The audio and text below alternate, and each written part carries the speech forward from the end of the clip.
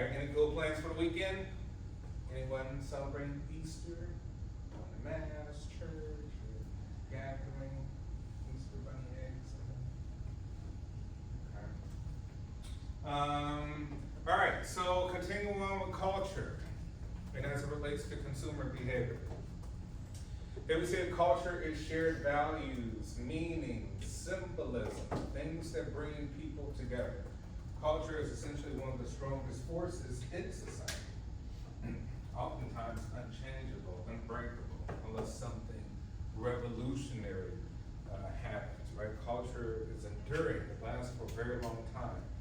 A great social force that ultimately creates our behavior, right? We all have different cultures, right? And we understand those things within that culture. Others on the outside probably have no idea, they don't get it, right? We have to explain it to them, right?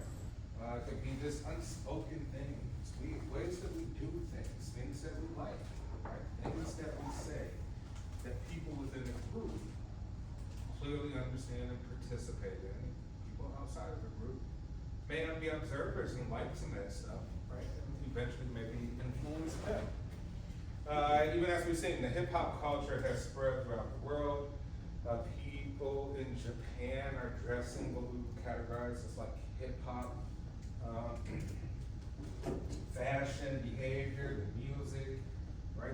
Participating in that, and now that we have social media and the integration of the internet around the world, that it kind of spreading virally, right? Things can spread virally now, right? So things can change with culture now, since we do have the integration of the internet. So we say, hey, kind of culture, environment shapes the people, but the people ultimately shape environment, which is the ecological perspective. We say, hey, things do change. There's a little bit of innovation. Do we change the way we bury people when they die? Has it evolved? Or are people planting people in some seed underneath the tree now? Right? Are people freezing people to hopefully bring them back one day? Or do we still have traditional, maybe we don't believe in astrology, maybe we think there's just traditional funeral. Maybe we wrap a body because of our religious perspectives, right? We say that there's all sort of ways we could be doing the same, participate in the same sort of phenomenon, but just in a different way. So we say, hey, culture is a society's personality, right? Culture is, we live in an American culture, so Americans have a distinct personality. How would you describe American cultural personality as French citizens? From France, how do they perceive our culture? How would they describe Americans? What do they say about us? And I know a lot of what they already say, but you could tell us.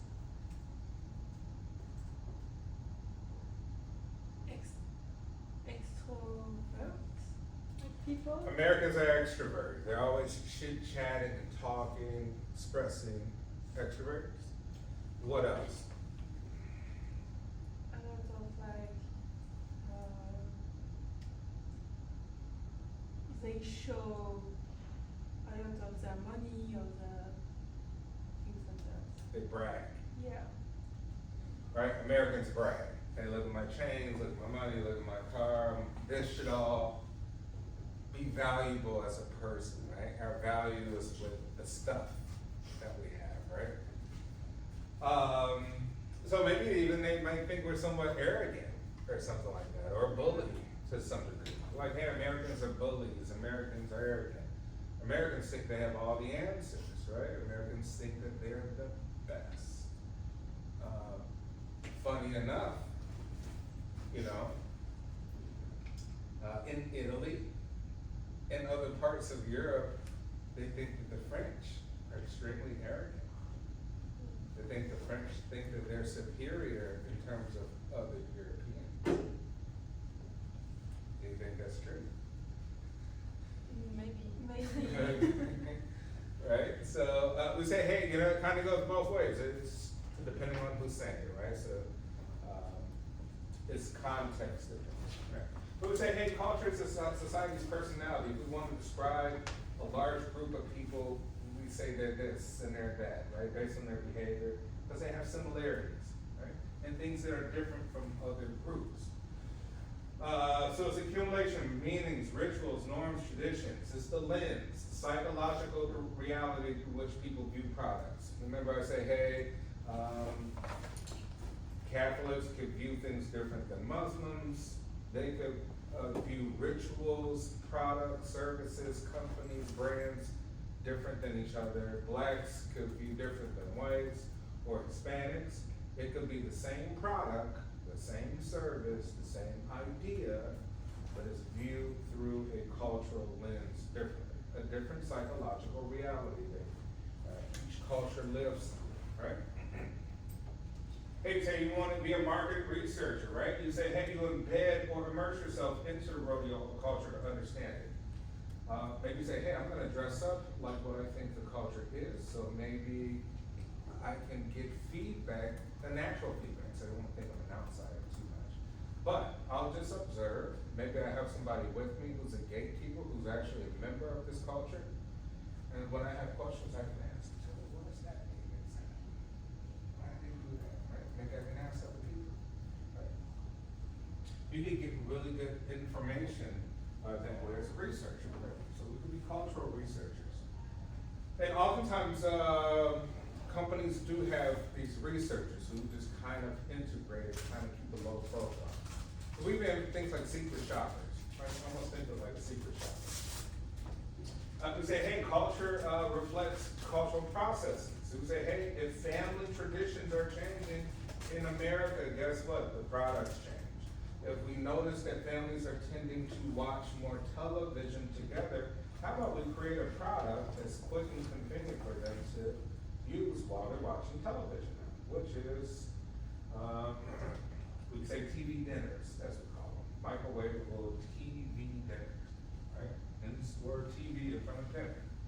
So we say ecology, right? Organism impacts environment, environment impacts organism. So we always kind of think, even in talk about psychology, nature versus nurture. We say, hey, which one is more prominent? Is it your genes or is it your environment? It's usually never one or the other that's the strongest. It's more in integration, because we have things like epigenetics, which means that literally you have genes inside of you that have not been turned on yet. And if you go into a certain environment and experience certain things, they can get turned on. And now you're wondering why you're hearing voices in your head, right? I had a sister who, she passed away a few years ago. She developed schizophrenia in her 40s. So you can imagine like having somebody normal. Hey, sis, we're gonna hang out, blah, blah, blah. You know, one day it's like acting like someone's chasing her, about to kill her, or all of us, or something like that, right? And you go, what happened? Why did they do it at 40? Shouldn't it have been there from the beginning? If this shouldn't have been, right? Like, hey, you know what? We don't know. You don't know, like, the context of, like, hey, you may have taken a certain drug that's clicked on. That gene that was dormant, that was asleep, is now awake and express itself. And that happens really for all of us. So we can say, hey, we will develop illnesses and conditions later in life. Right? Where did that come from? Where did that cancer come from? Right? Where did that, shouldn't that have been here from day one? Like, now, the environment in which you are in clicked on a sleeping gene, a dormant gene. You already had it, could have remained dormant forever. You could have died and it never switched on, right? So we know biologically that your environment is impacting, but then you impact your environment, okay? You're breathing oxygen, you're excreting methane, and you have energy impulses, like we have a magnetic resonance of ourselves. So people back then, I saw your aura from far away, like it's actually a real phenomenon. We have like a magnetic pulse. You say maybe it goes about 3 feet, so we can have something that made us pick up. But anyway, besides besides all of that biology, we say, hey, you know what? Ecology, environment impacts person, person impacts environment, right? And that's kind of how it works when we say trends in fashion. Like, why is the fashion changing now? Why is the music taste changing now? Why are tastes and preferences changes, right? There's both some things happening in the environment, and the people themselves are impacting the environment as well. We say social structures, ideology, enculturation, right? Picking up information from the environment and assimilating or adapting to the environment. We talked last class about Hofstede's cultural dimensions, power distance, individualism, masculinity, uncertainty of others, long-term orientation, indulgent versus restraint. We asked a question about personality traits of a culture. So now we have cultural meaning and movements. So we say hip-hop style illustrates the characteristics of fashion and popular culture. So you're like, hey, what is exactly hip-hop as a culture? Right? It may be actually somewhat difficult to really pinpoint what hip-hop is. We know its origins, maybe where it comes from, and we know the fashion. Be like, well, the fashion's kind of changed. You know, I was like a teenager in the 90s, and we wore massive, loose, big clothes, right? Like the clothes were 3X, 4X size on purpose, right? Things weren't fitting, like clothes were not fitting. Like, well, let's change. Now we got skinny jeans, right? Rappers wearing skinny jeans and things like that. You're like, back in the day, that would have been weird. Right? That would've been like, you would have got roasted for that, basically. But things have changed, right? Because of other factors. You're like, hey, maybe things have changed because the amount of products that are available. Maybe the economics in that country has changed. Maybe there's political shifts. Maybe more people from outside of what was like traditional, like African American hip hop culture. Maybe like, yo, no, everybody participate now. And they bring in some of their cultural elements to hip hop. So now we have a diverse hip hop culture, right? It's not just kind of isolated to one ethnic group anymore. So styles reflect societal change like politics and social conditions. A style begins in a small group and spreads as others become aware of it. So we say with hip hop, right? We start off with Run DMC and all those people you probably never heard of and never been listened to. And then it spread out, right? People became more aware of it around the world. They liked it. They took a likeness to it. And they started participating. Hey, style originates as an interplay of designers, business people, and consumers, right? So they say all web together. Hey, style needs designers. People need to design the clothes with their creative ideas. And either people accept it or reject the fashion. And if they accept it, business people get involved and say, hey, I see an opportunity. I want to invest. I want to produce more of these clothes. And then consumers can have more access to the styles. Cultural products travel widely, as we saw like Japan participated in hip hop fashion, etc. We have things like K-pop now, right? Korean pop. I'm like, whoa, where did that come from? Right? Pop was an American thing, or American European thing, essentially, right? Pop was huge in Europe in the 80s, in the 90s, and primarily here in the United States. Other cultures liked it. They took a preference to it. Started changing their hairstyles to look pop-ish. Started changing their fashion to look pop-ish. And they started singing in a way that was considered pop, right? The category of pop. And this phenomenon took it off in Korea. Okay, well, why would that happen? Guess what? We had a Korean War, and after that, we put a huge military bases in Korea. I got a nephew stationed there now. So he said the Americans and the Koreans have good relationship, good ties. Not North Korea that get K-pop. It's South Korea. And I have good relationships with North Korea. That's just not happening if you go north. Right? So we say, oh, okay, I see what happened here. Japan too, great relationships. Why is it happening in Japan so strongly? Because we had World War II, we dropped a nuclear bomb on Japan. After that, signed a treaty, and Japan became one of our best friends. And they made superior cars and electronics and other things. Now we love the Japanese, right? And we have military bases there, and we do a lot of business with them. Thus, They're like our cousins. So our cousins picked up on the hip hop a lot stronger than other communities, right?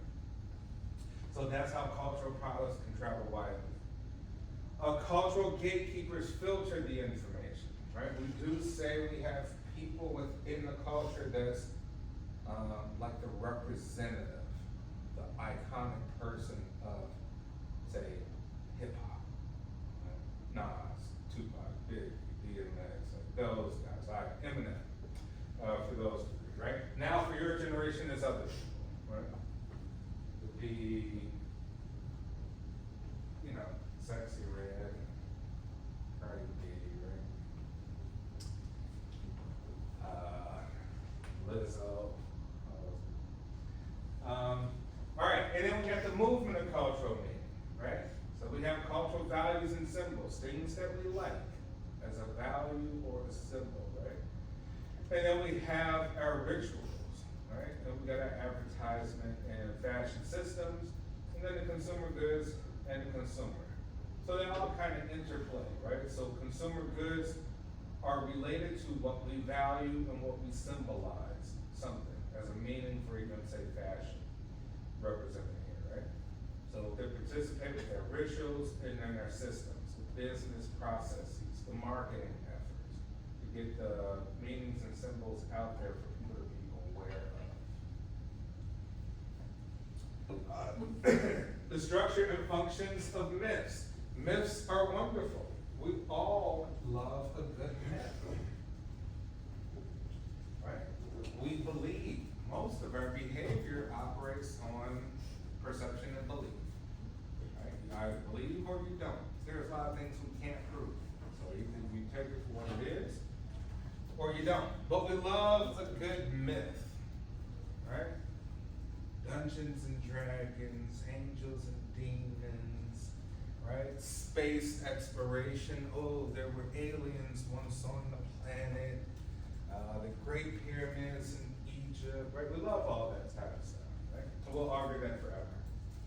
We don't know if it's true or not in a scientific way, but we still believe it, right? So we say stories with symbolic elements that represent the shared emotions, ideals of a culture. Think of myths within your own cultures. Like, hey, there's a story about this thing or this person or this creature or something that happened and everybody believes it, right?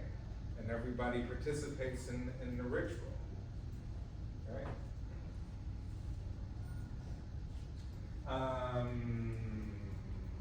Like in Mexico, right? They have Santa Muerte, right? The angel kind of death, like a lot of cartel members kind of idolize that sort of concept or that saint in particular, right? And like, oh, what is it exactly, right? Is it mythical? Is it real? It's a belief, right? Like the integration of parts of Catholicism mixed in with other cultural aspects and beliefs. So that it represents shared emotions that people agree with. They're like, yeah, we share those emotions and we share those ideas. Thus, we are part of this symbolic culture because of a myth. Story characteristics that we like within myths. Conflicts between opposing forces. The hero myth. Right? Bless you. We love the hero myth. Thus, Batman, Superman, X-Men, all those people will always be popular, right? Because we want to be like them in essence. We wish we could be a hero and that we could save vulnerable people, have the power to make sure crime doesn't exist anymore, right? The outcome is a moral guide for people, right? So Superman and Batman and all of that, it's kind of a moral compass, right? And then you got your bad guys. Like, hey, is it the hero or the anti-hero or the bad person, right? The villain. Myths reduces anxiety by providing guidelines, right? So myths kind of create guidelines to live by and behave by, right? And then you need to market the myth. So companies create myths too. They create characters, storylines. Did this really happen? Did this not really happen? We'll let the public decide, right? Blockbuster movies and hit TV shows reflect cultural myths all the time, right? Bless you. So think about your favorite TV shows you watch on Netflix, Hulu, whatever, right? And you're like, they can say, hey, based on a true story. You're like, is it really? How much of it is true? How much of it is not? I wonder if that really happened. Or I think that happens all the time, right? They're selling you cultural myths. Discuss how consumption rituals structure our experiences and convey our cultural values. So here's the first question. What are some myths within your own culture? What are some myths that people, you're like, hey, people participate in this. Like people actually, this guy's behavior for them, right? That makes them do all type of things. Yes, over here. I know growing up, we was big in horror movies. So like we did Candyman. It's just supposed to say his name 3 times in the dark. He's supposed to appear. Yeah, I grew up too. You know, I was actually, I was born in Cabrini Green Housing Project. Yeah, and you know, so anyone seen the movie Candyman? Come on. Jay, you seen Candyman? No, It's a scary movie. The guy with the hook arm. You know, like he got bees that come out of him. I would have to see it. Alright, what about Chucky? Child's Play? Yeah. Okay, so Candyman came out around the time of Child's Play. It was just as popular. It was huge. The first 2 are really good. After that, not worth watching. But the first was good. So if you haven't seen Candyman, please go watch Candyman. It's really, really scary. The first is real scary. Oh, I think I've seen parts. Yeah. So basically, like the storyline is Candyman. Let's see the trailer. Hmm? Let's see it. Is it? Okay. No, let's see it. Oh, let's see Candyman? Like a clip from it? Yeah, I could probably pull up a clip. Even, I don't know if like when you were little, like you would play like stuff like don't step on the crack and break it on the back. Yeah, and so look, alright, even in the African American community, it's like, hey, don't step on the crack. Like if you're walking down the street and there's a crack in the sidewalk, like you don't step on the crack, you avoid it. And the other thing too, like split the pole, Yeah. don't split the pole, right? I don't do that. Don't split the pole, have you all participated in that? What? So like, don't split the pole. You're walking down the street and there's the pole, don't go outside the pole, right? It's like bad superstitions, right? And you're like, there's a pole across the street, there's a pole over here too. Either way we look at it, we're splitting some pole, right? But we still, you're like, it could be a real thing. Somebody, man, that's bad luck, get away from me, right? So like, we actually believe in that stuff and we take it to heart. Here, let's, since Jay requested that I pull up Candyman, I'll pull up just the trailer.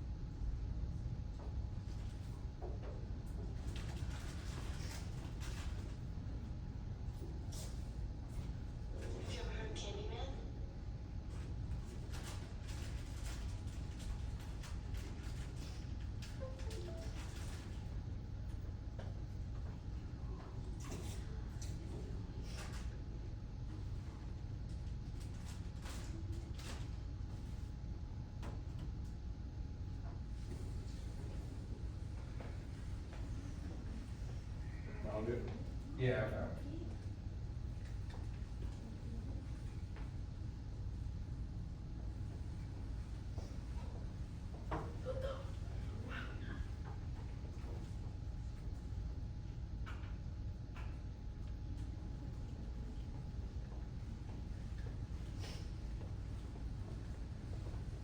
How do you say Candyman in French? Yeah. What is it? Homme is man and candy is bonbon. C'est à propos. Okay. I heard Candyman. If you look in the mirror, you say his name 5 times. In cities everywhere, they whisper his name. Candyman. It's just a story. Candyman. Just a ghost story. Candyman. An entire community starts attributing the daily horrors of their lives to a mythical figure. The legend first appeared in 1890. He was attacked, mutilated, and burned to death. Poor Candyman. Helen, a woman died and they're leaving. Everyone knows he isn't real. That's modern oral folklore. Everyone. Except Helen Lyle. It ain't safe around here. That ain't scared too easy. You know about Lucy Jane? They ain't never gonna catch him. Candyman. Who is that? I came for you. Do I know you? Now she is about to discover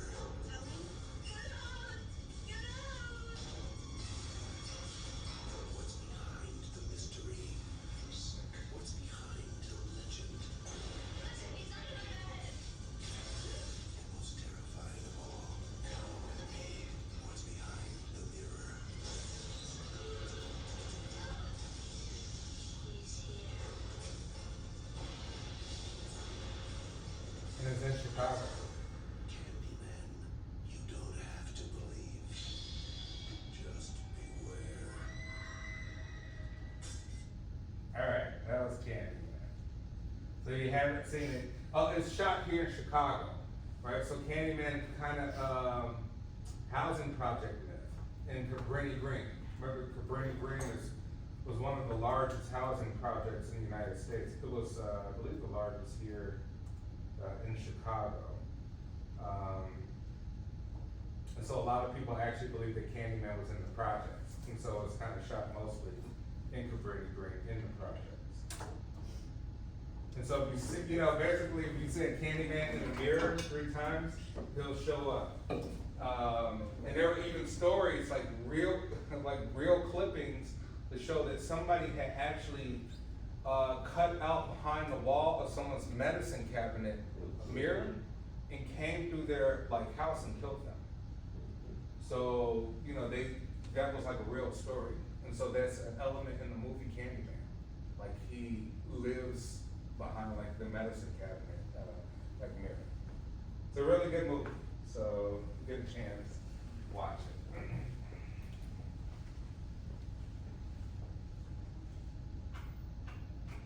Alright. Yeah, and I was actually, the projects, the housing projects that they show, I was actually born there. Like my mom lived there for maybe about less than a year before we moved somewhere else. So it's actually, yeah, it's actually not far from where I live now, near like the Gold Coast. So it's still like in the best neighborhood in Chicago. But then the city tore it down. They still keep like some row houses over there, but you can still drive around and see the big area where Candyman in Cabrini Green was from. Okay, so it's in cultural myths. Could you think of anything else in your own cultures? Cultural myths. I that know you- in like Hispanic households, they say when they're sleeping, if they sleep over your feet, you're not gonna get married. Oh, so if you sleep over your feet, you're not gonna get married. And like they take it Yeah, serious. my mom says, just sleep over your feet, and she be hitting me with it, so she doesn't like sleep over my feet. And I thought it was just like a her thing, but there's like my friends who all do the same thing. They do the same thing with your parents too. Any myths in French myths? We don't have the Candyman, but we have the white woman. It's the same thing, we have to say like, Dame Blanche 3 times in the mirror all the night with a. Dame Blanche 3 times? With Okay. something white, c'est comme Johan. Almost like a ghost? like Yeah. a female But I ghost? think it's, oh, you can see her, so she was in cleaning her the, like wedding dress or something. Like she's wearing like a wedding dress or Yeah. something? And what does she do? I think she's bad. She's bad, so she might kill you? Yeah. Yeah. Okay, alright, interesting.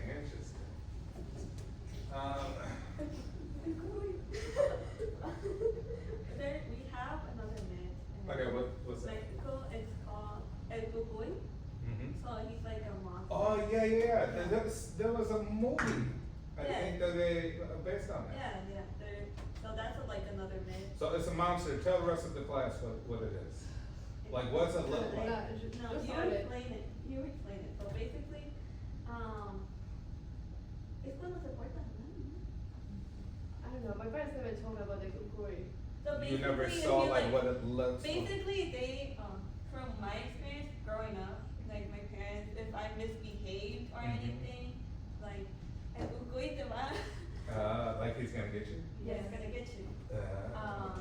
But it's usually like at night, and now I learned that it's like a kind of like a ghost man. A boogeyman. Yeah. Kinda like the boogeyman. Yeah. That's all right. Yeah. Like you be bad as a kid, you go in your room, it's dark at night, boogeyman's gonna get you from somewhere. Yeah. But the boogie. Yeah, that's all. No, they never told me about the kukuri. They just told me like, you're gonna get branded, and that's it. I think that Yeah, there's so many. Think of like throwing rice at a wedding. People throw salt over their shoulder for like good luck, right? You know, like you got a lot of rituals that we participate in, like we believe in. There's right? also for New Year's, you eat 12 grapes, and like it represents each month, so you make a wish for each grape, but you eat it under the table. So that's Underneath the like- table? Yeah, Under the table, it's only if you want to get a partner. yeah. Like, that's So, not superstition when you go. Otherwise, you can like eat it, just. You're like that. Okay. I know But if you I- want a partner, then yeah. I know that for New Year's, if you go under the table, you get a partner. If you go outside with a luggage, it's for traveling. Yeah. Okay. Para ti no queda. For money, you're supposed to wear a specific color of underwear. Yeah. I think it's yellow. Yeah. Like green? Yellow. It's Yellow. I think it also goes with Yeah. the same if you want like a romantic partner. Gotcha. Okay. I think for money, it's yellow. For prosperity, it was white. Yeah. For an active, intimate life, it was red. Things like that. Okay. Yeah.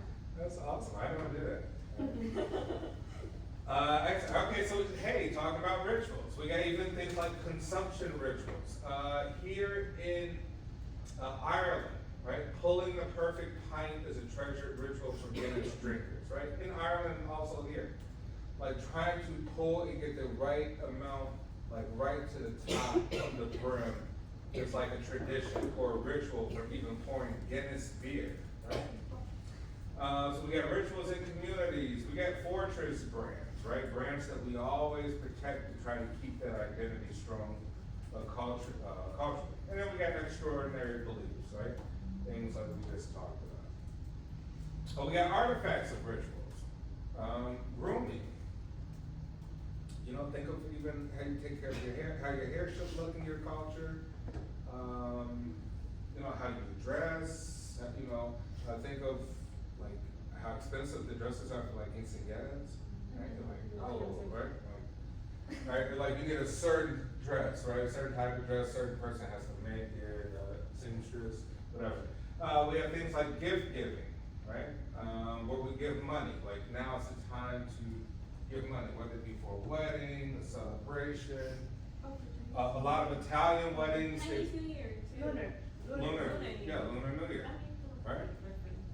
A lot of Italian weddings is customary to put a bunch of money in an envelope and you just like sneak it in to the person, right?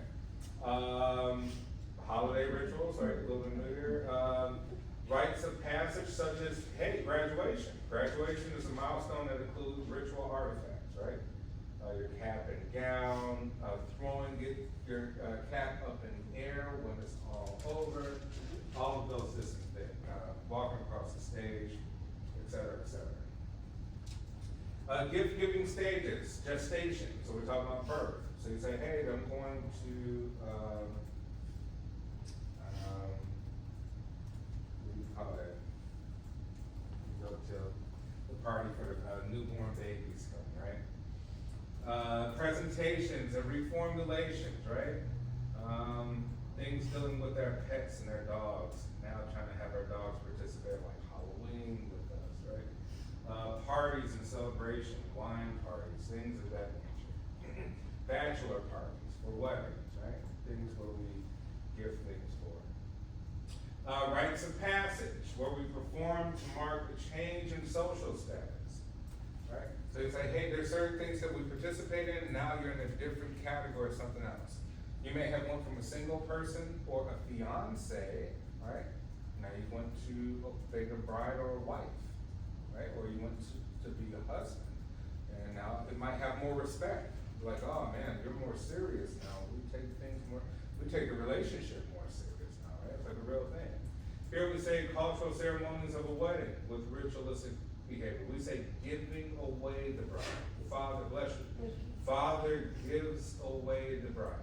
Those are things in our mind that we think, right? Hey, the best man. The best man would be the person you're closest to. You may have a ton of friends. Your best man may not even be your brother, right? The best man is really, really special. Someone you feel that knows you best or knows you and maybe your wife best. And a wedding, tossing of the garter, right? The garter is like a garter belt. It's like the fabric you wear, bride wears on her thigh, and then the husband takes it off. She sits in the chair, and he takes off the garter belt. In front of the family? From the family. I mean, you know, you're not like, yeah, he doesn't like, you know. It's usually at At the party. Yeah, the party, Yeah. at the party. And so, yeah, he takes it off and then toss it, right? Usually backwards. Whoever right? catches it. And then whoever catches it, what happens to whoever catches it? They get married They next. get married next. Yeah, they're supposed to be the ones that get married next, right? So you see, so it's usually the women, right? It's usually the women surround and try to catch it so they will be the next bride, right? And sometimes they fight over it. Like they want to Sometimes push the men do it too. Yeah, the men could do it too, right? So they can have one where the men do it as well too. But usually, like the women, the men are not like as eager to like catch it, but the women are very eager. Like sometimes they'll like push each other, right? Trying to get up front, right? Get close and stuff like that. So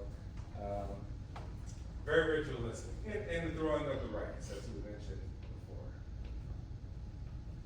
Hey, so here's a question. How have cultural values, things that you value in your culture, influence the items that you feel have value?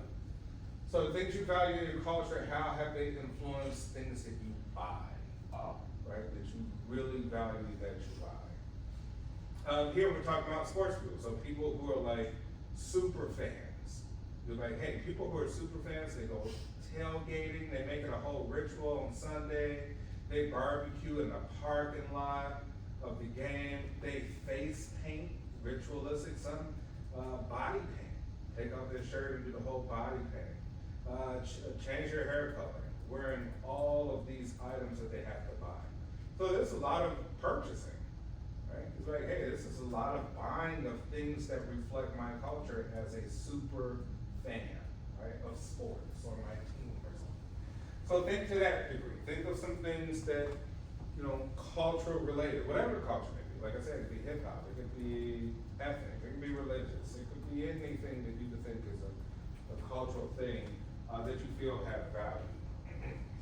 And give it a couple minutes to think of something. You can talk within your groups about that.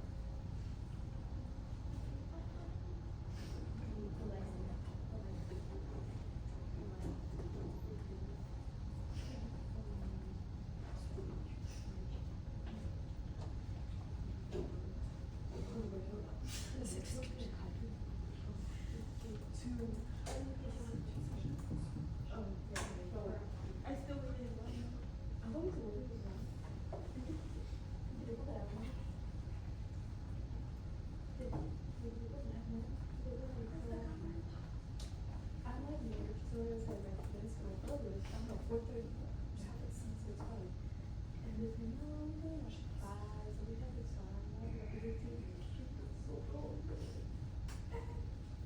Also, does anyone have any blurbs today?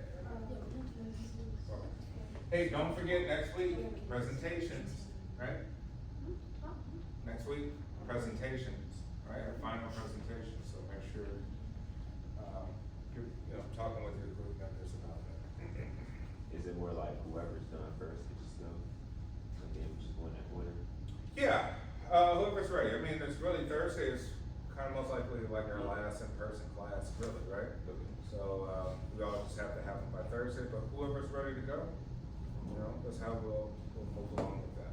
But just, I would say be prepared by Tuesday, right? Make it easy. What can you think of? Cultural values that influence things, purchases, yes. I'm a big Bulls fan, so any, Bulls gear, especially gear girls, I get all this stuff. All right, so you're like, hey, D-Rose gear, right? I'm a Yeah. big, Bulls fan. I got a ton of Michael Jordan stuff. Obviously, I was around when the Bulls was like the greatest. So I got a ton of Jordan stuff.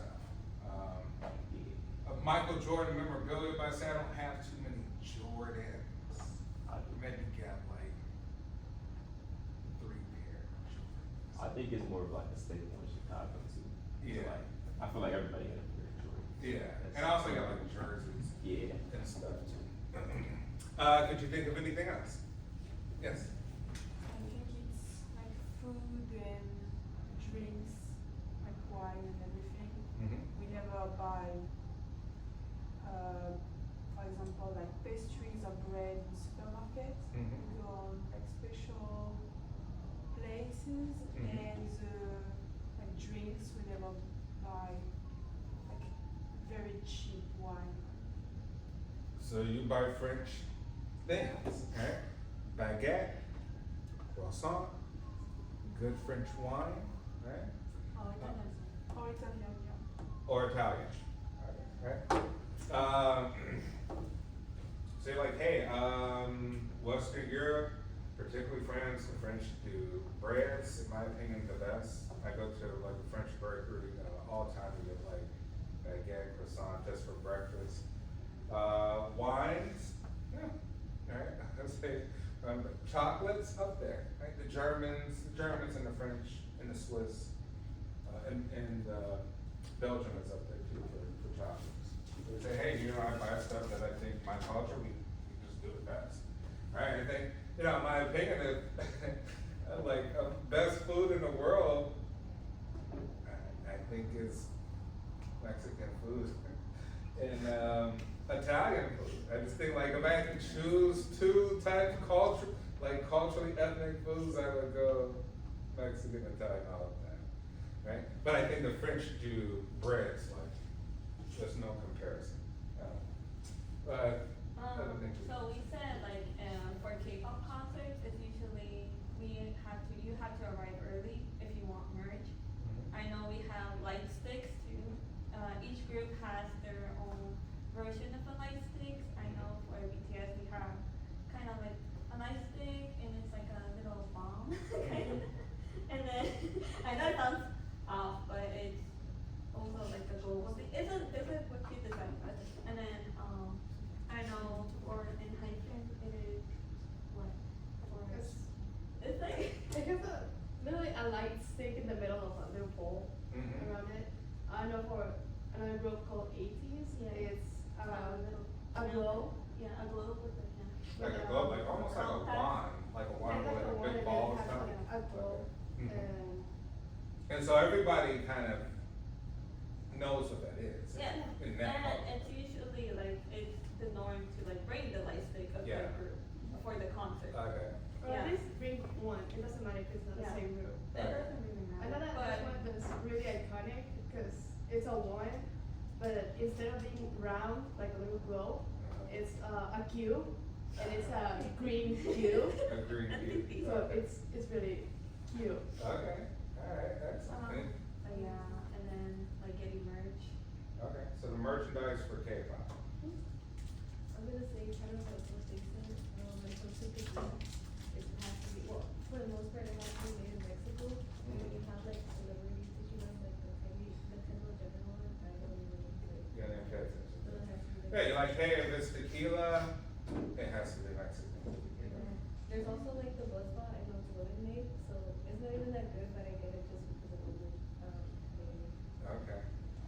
Yeah, think about it, like, when we start thinking of like, hey, what do we think, like, who makes the best what, right? You're like, oh, vodka might be like the Swedish, right? They make the Swedish makes, vodka. Swedish makes safe cars, right? Like Volvo, Saab, things like that. Reliable cars, the Japanese, Toyota and Honda, right? Tequila is like Mexico. Yeah, it's really interesting how we have these cultural items in there. Hey, can you think of some other modern day myths, right? It doesn't even have to be your culture, but say ones that corporations create and how do they communicate these stories to consumers? Could you think of something that you see like companies or brands making like this storyline or some myth that they want everybody to believe? And how do they go about communicating that? Like, is it social media? Is it like a character in some commercials?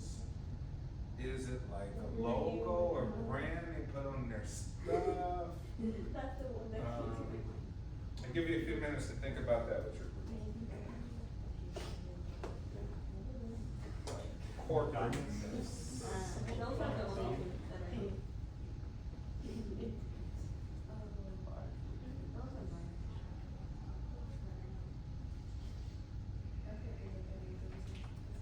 One in sports is, I'm not sure if you all familiar with Babe Ruth, but he was a famous baseball player, right? And there's a myth that Babe Ruth pointed where he was gonna hit his home run in a game, and he did it in that swing, right?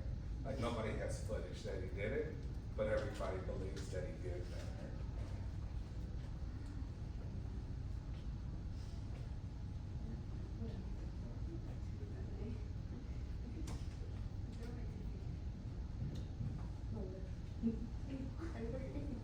You think loudly.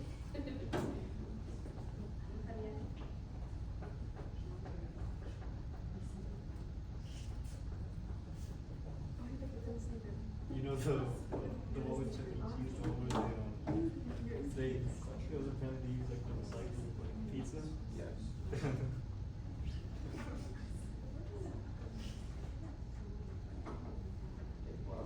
And we do have some myths that are actually like true, right? We think of Coca-Cola, like, did Coca-Cola really have cocaine in it?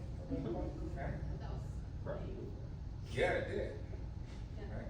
We agree, yeah, a small dose of it, right?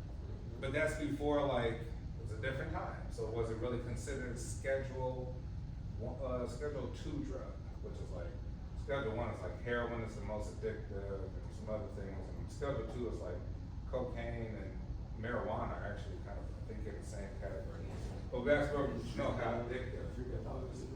But people used to drink the Coca-Cola like if they worked in the farms or industrial plants, because it boosts all their energy. It was like coffee, basically. It was like it boosts all your energy, now you can work all day because of the cocaine. Like, you don't sleep, you're not tired, you're so productive. And then we kind of regulated drugs and stuff like that. Hey, could you think of anything? Corporate, yes. So the first thing that popped up in my head that I guess they're like modern laymen, but it was Snickers. You know how they have the tagline, "You're not you when you're hungry," and then their advertisements like they're really unhinged until they eat the Snickers. I know there was one about them turning like into a zombie for Halloween, and then another one was Skittles. It was like eat the rainbow, taste the rainbow. Taste the rainbow. Yeah. All right, so hey, taste the rainbow. And literally, when you really think about that, because color shapes taste, right? Certain things, because of the color, we already associate with a certain taste, right? And so we already get the perception of how it's gonna taste even before we put it in our mouth. So Skittles is kind of like Taste the Rainbow, right? Yeah. And you're not yourself without Snickers, type of deal, right? Yeah. Anyway. You're not you when you're hungry. Yeah, you're like, well, peanuts do have protein, and there's a ton of sugar, and chocolate has caffeine, so you're like protein, Yeah. caffeine, sugar, energy, like. So it's like kind of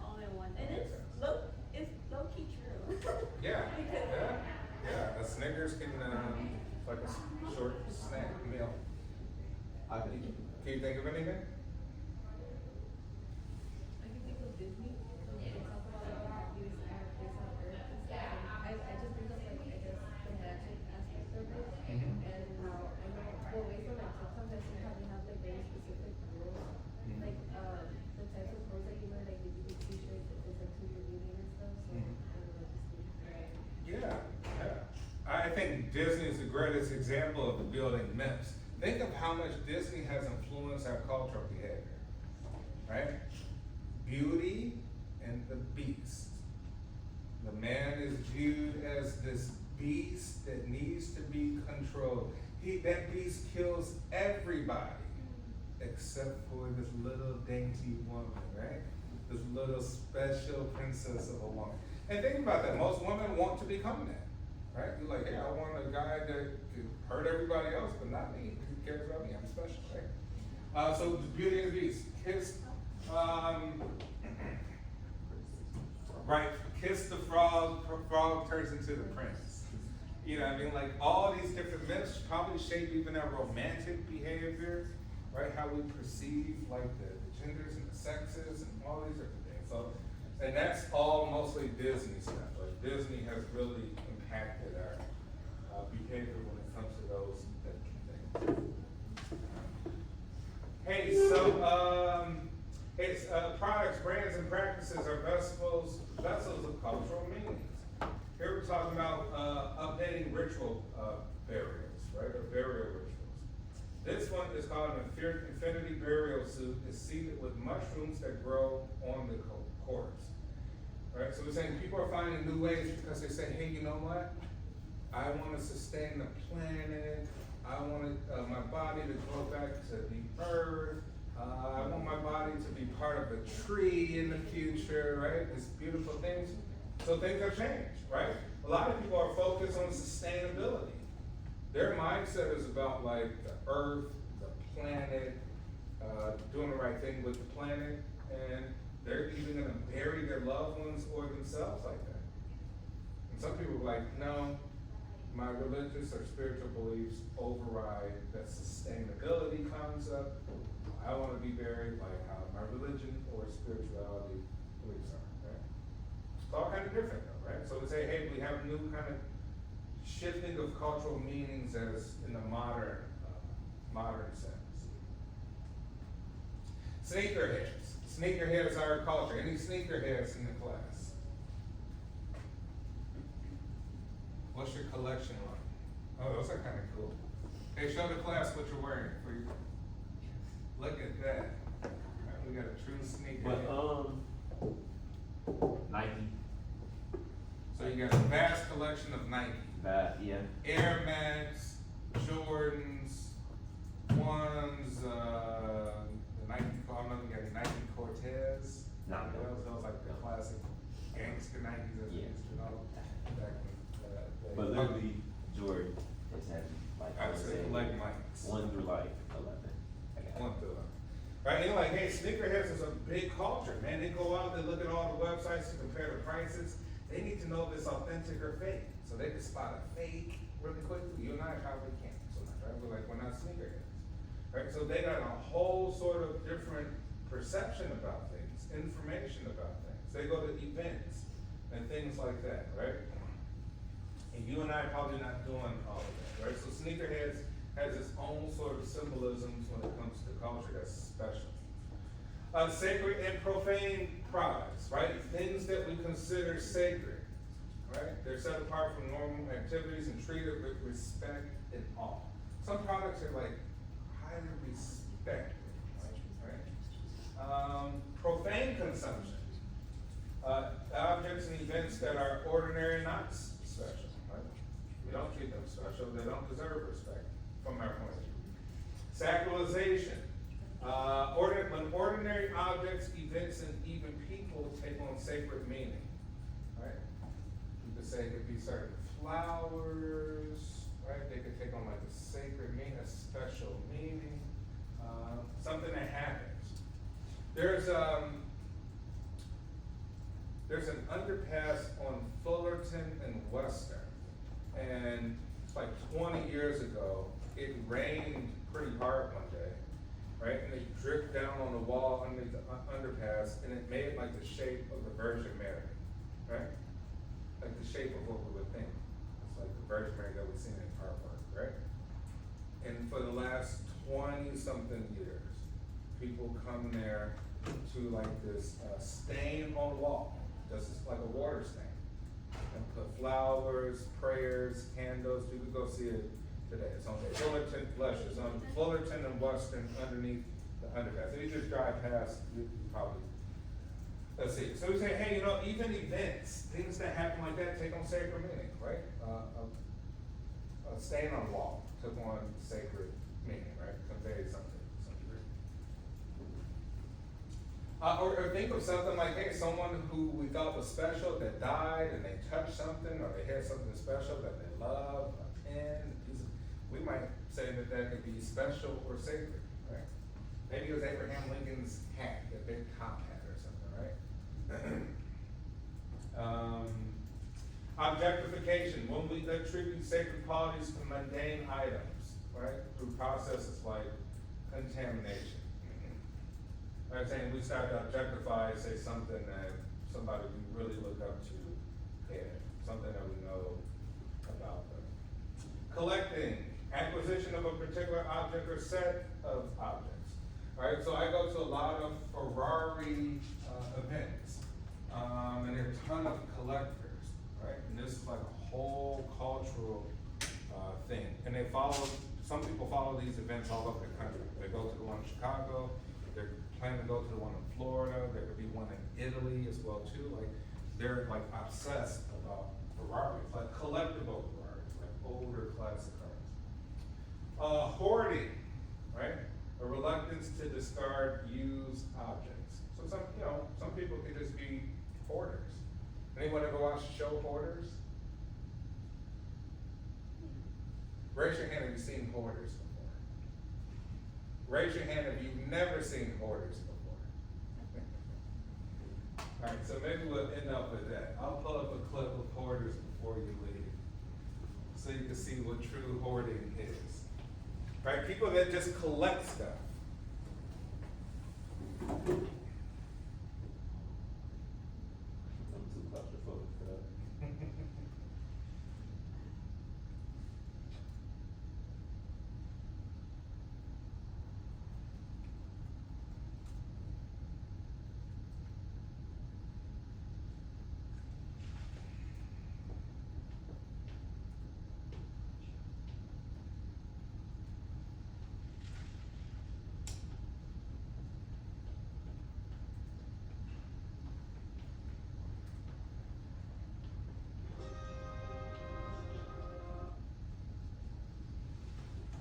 Right, so hoarding. Some people just collect stuff. They have an obsession with collecting anything, any and everything. They just like things. It could be the most, to you, the most mundane, useless thing, but to them it could have another sense of meaning.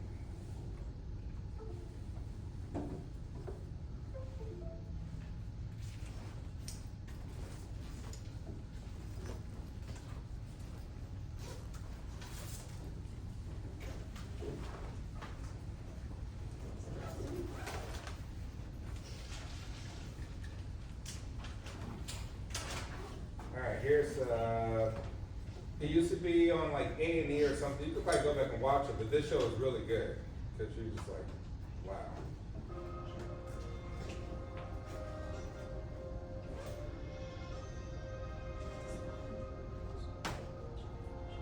$20 million Americans suffer from hoarding disorder.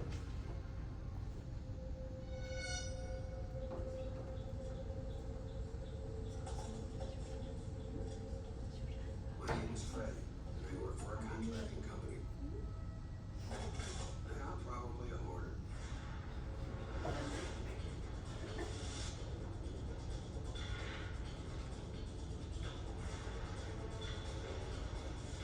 I collect things all my life.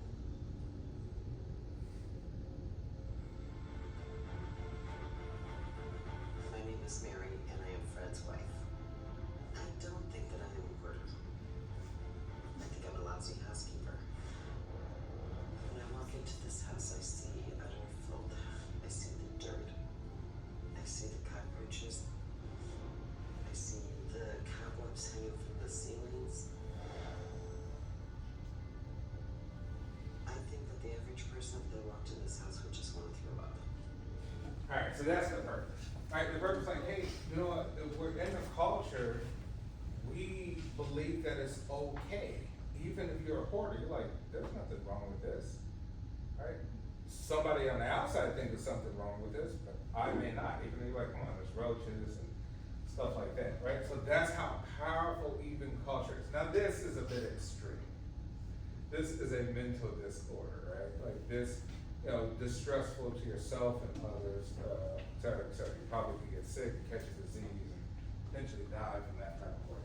But we say there are people who do hoard and just collect a bunch of stuff that would be just random or useless, and that also is a cultural element too. All right, that is it for today. You all have a great Easter weekend if you celebrate. Other than that,